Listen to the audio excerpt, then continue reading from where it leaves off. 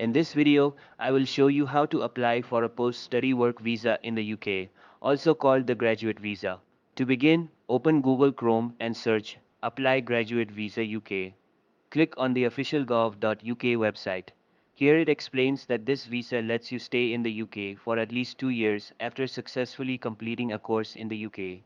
To apply, you need your confirmation of acceptance for studies, also known as CAS, from your university and a valid passport.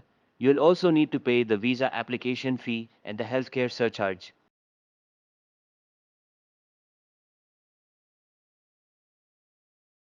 Once ready, click Start Now.